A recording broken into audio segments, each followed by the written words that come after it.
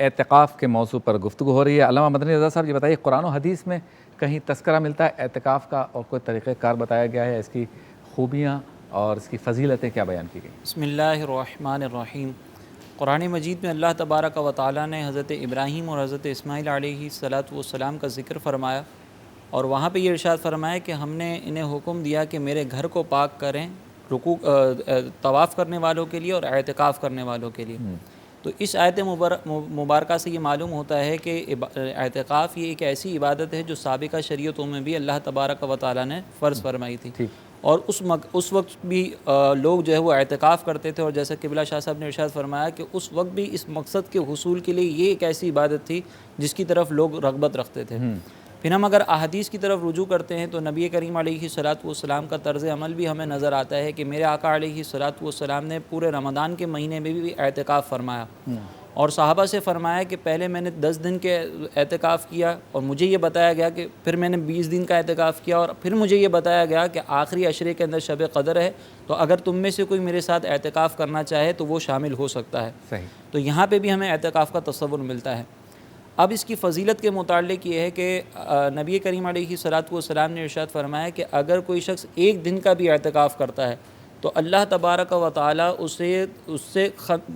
کے درمیان اور جہنم کے درمیان 3 خندقوں کا فاصلہ کر دیتا ہے، اور ایک خندق کا فاصلہ اتنا ہے جیسے مشرق و مغرب کے درمیان۔ اب آپ ذرا غور کریں کہ اگر کوئی اعتکاف کی نیت کے ساتھ مسجد میں داخل ہو جاتا ہے اور اللہ تبارک و تعالیٰ کی رضا حاصل کرتا ہے تو اسے یہ انعام مل جاتا ہے کہ وہ جہنم میں جانا تو بہت دور کی بات، جہنم سے اتنا دور ہو جاتا ہے جس کا ہم اندازہ بھی نہیں کر سکتے۔ اور یہاں پر نبی کریم علیہ السلام نے ایک اور بشارت عطا فرمائی کہ اگر کوئی اللہ کی رضا کے لیے اعتکاف کرتا ہے تو اللہ تبارک و تعالیٰ اس کے تمام گناہوں کو معاف فرما دیتا ہے۔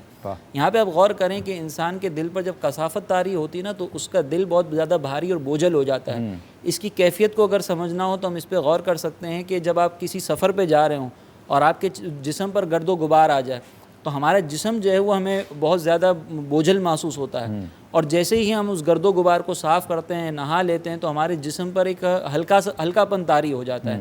اب یہاں پر نبی کریم علیہ السلام نے ارشاد فرمایا کہ اللہ تعالیٰ اس کے سارے گناہوں کو معاف کر دیتا ہے تو اس کے دل کا جو بوجھ ہے وہ ختم ہو جاتا ہے۔ یہاں پہ شارحین نے یہ ضرور لکھا ہے کہ یہاں پہ جو گناہوں کی معافی ہے وہ صغیرہ گناہوں کی ہے، لیکن آپ اس پر ذرا غور کریں کہ صغیرہ گناہ معاف ہو جانا بھی یہ بڑی بات ہے۔ اس کی کیفیت کو بھی اگر سمجھنا ہو تو آپ یوں سمجھ سکتے ہیں کہ آپ کے ہاتھ میں بڑا بوجھ ہو اور آپ کے ساتھ ایک چھوٹا بچہ ساتھ چل رہا ہو، تو ہماری کوشش ہوتی ہے کہ جو ہلکی ہلکی چیزیں ہوتی ہیں جس کا وزن کم ہے تو ہم بچے کو دینا شروع کر دیتے ہیں کہ میرے ہاتھ کی انگلیوں کو تھوڑا سا سکون محسوس ہو۔ تو اللہ تعالیٰ نے ہم پر یہ کرم فرمایا کہ ہمارے جو چھوٹے چھوٹے گناہ ہیں وہ تو ہمارے اس طرح کے اعمال سے ہی معاف ہو جائیں گے، باقی کبیرہ گناہوں سے ہم بچتے رہیں، توبہ کرتے رہیں تو انشاءاللہ اس کی بھی مغفرت ہے۔